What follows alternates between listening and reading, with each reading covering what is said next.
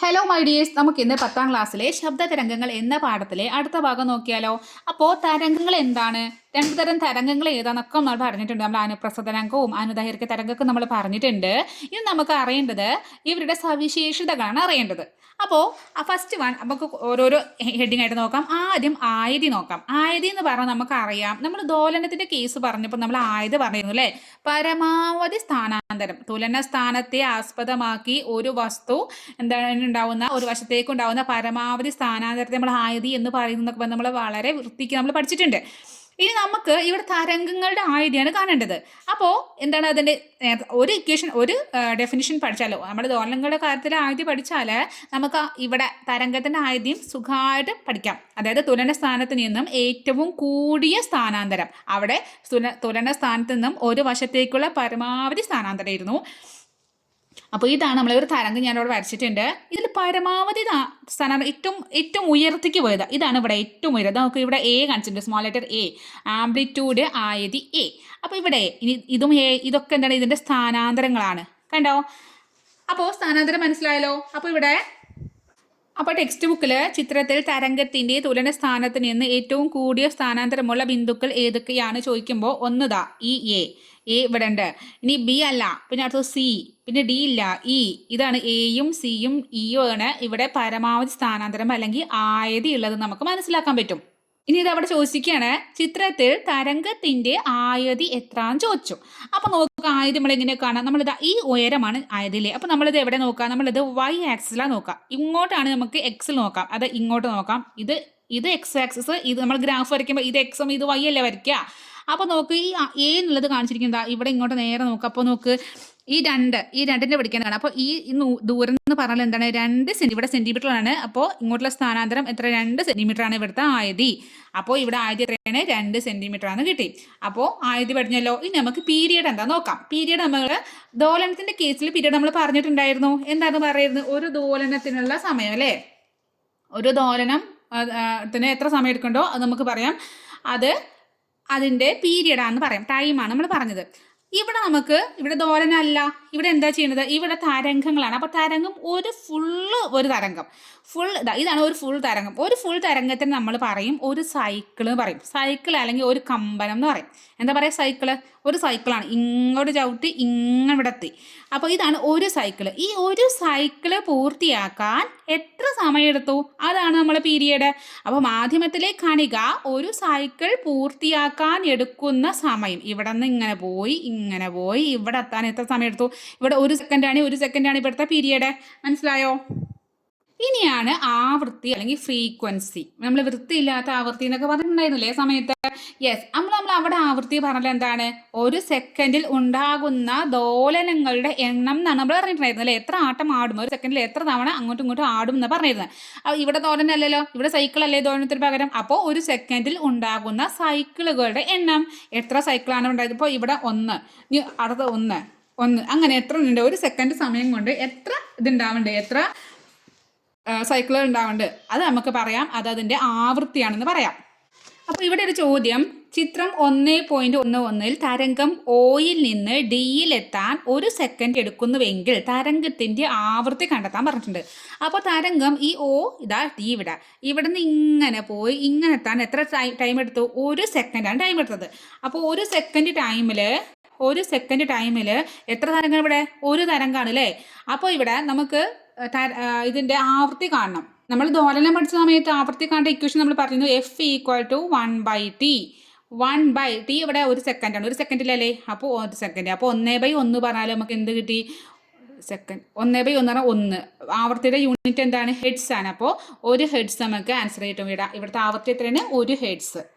ഇനിയാണ് തരംഗ ദൈർഘ്യം. ഈ കാര്യം നമ്മൾ മുമ്പ് പഠിച്ചിട്ടില്ല. നമ്മൾ ദോലനത്തിൽ പറഞ്ഞ സമയത്ത് ആവൃത്തിയും പീരിയഡും ഇതൊക്കെ നമ്മൾ പഠിച്ചിട്ടുണ്ടായിരുന്നു. പക്ഷെ നമ്മൾ തരംഗ ദൈർഘ്യം പറഞ്ഞാൽ ഒരു തരംഗത്തിൻ്റെ ദൈർഘ്യം നമ്മൾ പറയില്ലേ, അങ്ങോട്ട് നല്ല ദൈർഘ്യം കൂടുതലാണ് അങ്ങനെ പറഞ്ഞ് നമ്മൾ ഒരു നീളം നിലയിൽ പറയില്ലേ, അതാണ് തരംഗ ദൈർഘ്യം. ഒരു തരംഗത്തിന് എത്ര നീളമുണ്ട്, അതായത് അങ്ങോട്ട് എത്ര തരംഗ ദൈർഘ്യം, ഈ തരംഗം ഇത്രയാണോ, അതാണ് തരംഗ ദൈർഘ്യം എന്ന് പറയുന്നത്. തരംഗ ദൈർഘ്യം പല രീതിയിൽ നമുക്ക് കണ്ടെത്താം. ഒന്നെന്ന് പറഞ്ഞാൽ ഇവിടെ നിന്ന് തുടങ്ങി ഇങ്ങനെ, ഇതൊരു തരംഗ ദൈർഘ്യമാണ്.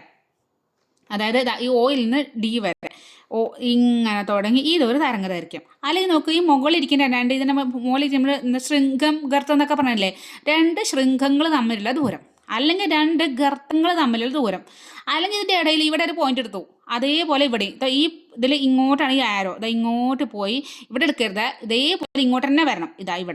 ഇവിടെ നോക്ക്, ഈ പിയും ക്യൂവും തമ്മിലുള്ള ഈ ദൂരം. അപ്പോൾ നമുക്ക് പറയാം തരംഗ ദൈർഘ്യം ഇത്രയേ ഉള്ളൂ. എന്താ ആലോചിക്കുക അറിയോ, തരംഗത്തിൻ്റെ ദൈർഘ്യമാണ് തരംഗ ദൈർഘ്യം. അതായത് ഇപ്പം ഞാനിവിടെ ഒരു തരംഗം ഇങ്ങനെ വരച്ചു, ഇത് തരംഗം. ഇനി ഞാൻ വേറെ തരംഗം വരയ്ക്കുകയാണേ.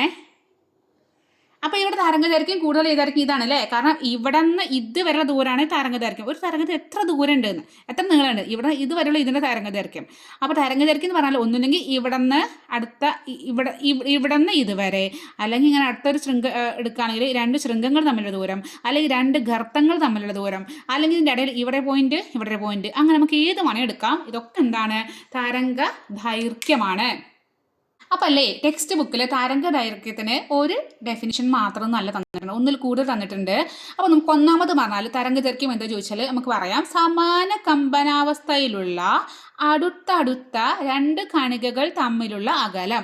അത് പറഞ്ഞാൽ സമാന കമ്പനാവസ്ഥ ഇരിക്കണം, ഒരേപോലെ ഇരിക്കണം. ഇപ്പോൾ നമ്മൾ ഈ ഒരു പി എന്നുള്ള പോയിന്റ് എടുത്താൽ പി എങ്ങനെയാണോ കമ്പനം ചെയ്യുന്നത് അതുപോലെ ആയിരിക്കും ക്യൂ കമ്പനം ചെയ്യുക. അല്ലാതെ പീനെ എടുത്തിട്ട് ആറും പി ഒരുപോലെ അല്ല, കാരണം പി ഇവിടെ എത്തിയിട്ടുള്ളൂ, ശൃംഖത്തിലൊരു പോയിന്റാണ്, 6 ഗർത്തത്തിലെത്തിയിട്ടുണ്ട്. ഇനി നമുക്ക് ഡി എടുത്താൽ ഡി നോക്ക് ഈ ഒരു വരയിലുള്ളതാണ്, അതല്ല. നമുക്ക് ഇനി ഇ എടുത്താൽ ഇയും പറ്റില്ല, ഈ ഇതിനേക്കാളും കുറച്ച് മുകളിലാണ്. പീൻ്റെ സ്ഥാനം ഇവിടെ അതേപോലെ അതേ ദിശയിൽ അതേപോലെയുള്ള പോയിന്റ്, അതാണ് ക്യൂ. അപ്പോൾ നമുക്ക് പറയാം അവർ നമ്മൾ രണ്ടുപേരും എന്താണ്? സമാന കമ്പനാവസ്ഥയിലാണ്. അങ്ങനെയുള്ള ഇപ്പോൾ സമാന ഇപ്പോൾ നമ്മൾ നോക്കണം കേട്ടോ. ഇപ്പോൾ നമ്മളിങ്ങനെ വരയ്ക്കുകയാണെങ്കിൽ ഇവിടെ ഇങ്ങോട്ട് വരച്ചിട്ടോ, ഇങ്ങനെ ഒരു തരംഗം കൂടി വരച്ചു. എന്നിട്ട് പിയും അതുപോലെ ഇപ്പോൾ ഇവിടെ പി ക്യു ആർ എസ് ഇവിടെ ഒരു ടീ നിർത്തുക. അപ്പോൾ നമുക്ക് നോക്കി ഈ പിയും ടിയും ഒരേ കമ്പനാവസ്ഥയിലാണ്. പക്ഷേ എന്താണ് ഇവർ രണ്ടുള്ള തരംഗ ദൈർഘ്യമാണോ ഇത് തമ്മിലുള്ള ദൂരം പി ടി പറഞ്ഞത്? അല്ല, കാരണം അടുത്തടുത്ത രണ്ട് ഒരേപോലുള്ള കമ്പനാവസ്ഥയിലുള്ള സമാന കമ്പനാവസ്ഥയിലുള്ള അടുത്തടുത്ത രണ്ട് കണികകൾ. അപ്പോൾ പിയും ക്യൂആണ് അടുത്തടുത്ത് ഇരിക്കുന്നത്. പീനെ പോലുള്ളത് അടുത്ത ക്യൂ ആണ്, ടിയും അതുപോലെ തന്നെയാണ്, പക്ഷേ അത് അടുത്തടുത്തല്ല, കുറച്ച് അകലത്തിലായി. മനസ്സിലായോ? അപ്പോൾ നമുക്ക് പറയാം സമാന കമ്പനാവസ്ഥയിലുള്ള അടുത്തടുത്ത രണ്ട് കണികകൾ തമ്മിലുള്ള അകലം, അത് നമുക്ക് എന്ത് പറയാം? തരംഗദൈർഘ്യം പറയാം. തരംഗദൈർഘ്യം വേറെ രീതിയിൽ പറയാം. എങ്ങനെ പറയാം? മാധ്യമത്തിലെ ഓരോ കണികയും ഒരു കമ്പനം പൂർത്തിയാക്കാനെടുത്ത സമയം കൊണ്ട് തരംഗം സഞ്ചരിക്കുന്ന ദൂരം. എങ്ങനെയാണ്? ഓരോ കണികയും, മാധ്യമത്തിലെ ഓരോ കണിക, ഇതിൽ ഓരോ കണികയും ഒരു കമ്പനം പൂർത്തിയാക്കാൻ ഇവിടെ നിന്ന് ഇതുവരെ ഒരു കമ്പനം പൂർത്തിയായി, ഇവിടെ നിന്ന് തുടങ്ങി ഇവിടെ ഒരു കമ്പനം പൂർത്തിയാക്കി. എടുത്ത സമയം, ഇതിന് എത്ര സമയം എടുത്തു? ഇവിടെ നിങ്ങളുടെ ഒരു സമയം എടുത്തിട്ടുണ്ടാവില്ല, ഒരു സെക്കൻഡോ 2 സെക്കൻഡോ ഒക്കെ എടുത്തിട്ടുണ്ടായിരിക്കും. ആ സമയം കൊണ്ട് തരംഗം സഞ്ചരിച്ച ദൂരം വളഞ്ഞിങ്ങനെ ഒരു നീട്ടി പറഞ്ഞിരിക്കുകയാണ്. അപ്പോൾ ഈ മാധ്യമത്തിലെ കാണിക ഒരു തരംഗം പൂർത്തിയാക്കാൻ എടുക്കുന്ന സമയം കൊണ്ട് സഞ്ചരിച്ച ദൂരം. അപ്പോൾ ഇവിടെ നിന്ന് ഇതുവരെ ഇത്ര ദൂരം സഞ്ചരിച്ച്. അപ്പോൾ നമുക്ക് പറയാം ഇതാണ് നമുക്ക് തരംഗ ദൈർഘ്യം എന്ന് പറയാം. ഇനി തരംഗദൈർഘ്യം വേറെ രീതിയിൽ പറയാം. എന്താണ്? അടുത്തടുത്ത രണ്ട് ശൃംഖങ്ങൾ തമ്മിലോ അടുത്തടുത്ത രണ്ട് ഗർത്തങ്ങൾ തമ്മിലോ ഉള്ള അകലം. അത് എന്ത്? അനുപ്രസ്ഥ തരംഗമാണെങ്കിൽ അവിടെ ശൃംഖവും ഗർത്തവും ഉണ്ടെന്ന് നമുക്കറിയാം. അപ്പോൾ അടുത്തടുത്ത രണ്ട് ശൃംഖങ്ങൾ തമ്മിലുള്ളതോ അല്ലെങ്കിൽ അടുത്തടുത്ത രണ്ട് ഗർത്തങ്ങൾ തമ്മിലുള്ള അകലത്തിൽ നമുക്ക് എന്ത് പറയാം? അതും എന്താണ്? തരംഗദൈർഘ്യമാണ്. അപ്പോൾ അനുപ്രസ്ഥനെ പറഞ്ഞു. അപ്പോൾ അനുദൈർഘ്യ തരംഗങ്ങളാണെങ്കിൽ എന്തെങ്കിലും അവിടെ നമുക്കറിയാം അവിടെ ശൃംഖവും ഗർത്തമല്ല, ഉച്ചമർദ്ദ മേഖലയുണ്ട്, അതുപോലെ നീചമർദ്ദ മേഖലയുണ്ട്. അപ്പോൾ അടുത്തടുത്ത രണ്ട് ഉച്ചമർദ്ദ മേഖലകൾ തമ്മിലോ അടുത്തടുത്ത രണ്ട് നീചമർദ്ദ മേഖലകൾ തമ്മിലോ ഉള്ള അകലത്തിനും അതും എന്താണ്? തരംഗദൈർഘ്യമാണ്.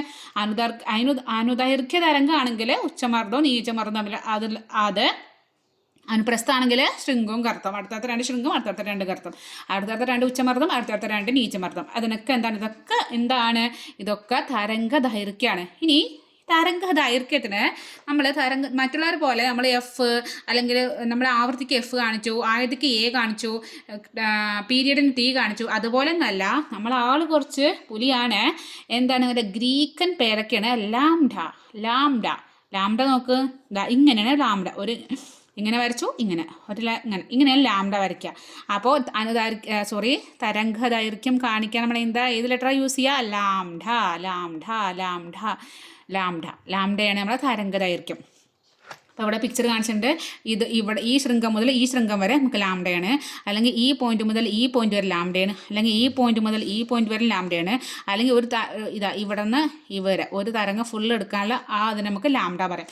ഇതൊക്കെ ഇതാണെങ്കിൽ അനുപ്രസ്ഥം. ഇനി അനുദൈർഘ്യമാണെങ്കിൽ ഉച്ചമർദ്ദ മേഖലയും അടുത്തടുത്ത 2 ഉച്ചമർദ്ദ മേഖലയും നീചമർദ്ദ മേഖലയും തമ്മിൽ. അപ്പോൾ ഒരു ഉച്ച അടുത്ത 2 ഉച്ച ഇവർ തമ്മിൽ ദൂരം ലാംഡ പറയും. അല്ലെങ്കിൽ ഈ നീചവും ഈ നീചവും തമ്മിലുള്ള ഇത് നമുക്ക് ലാംഡ പറയാം. ലാംഡ അല്ലെങ്കിൽ തരംഗ ദൈർഘ്യം. മനസ്സിലായല്ലോ? അപ്പോൾ ടെക്സ്റ്റ് ബുക്കിൽ ക്വസ്റ്റ്യൻസ് ഉണ്ട്. നോക്ക്, ചിത്രം 1.13 എ എന്ന കണികയുമായി സമാന കമ്പനാവസ്ഥയിലുള്ള കണിക ഏത്? അപ്പോൾ നമുക്ക് എന്റെ സമാന കമ്പനാവസ്ഥ 1.13 അപ്പോൾ ഇതാണ് നമ്മുടെ പിക്ചർ. എ നോക്ക്, ഇതാണ് എ. അപ്പോൾ ഇതൊരു ശൃംഖത്തിലെ ഒരു പോയിന്റാണ്. അപ്പോൾ അടുത്ത ശൃംഖത്തിലെ പോയിന്റ് ഏതാണ്? ഇതാ ഇ അല്ലേ? അപ്പോൾ ഇതേപോലെ ഇരിക്കും നമ്മുടെ ഇന്റെ ചലനം ഉണ്ടാവുക. അപ്പോൾ നമുക്ക് ഇവിടുത്തെ ഏതാണ്? ഇ ആണ് ഇവിടെ ആൻസർ.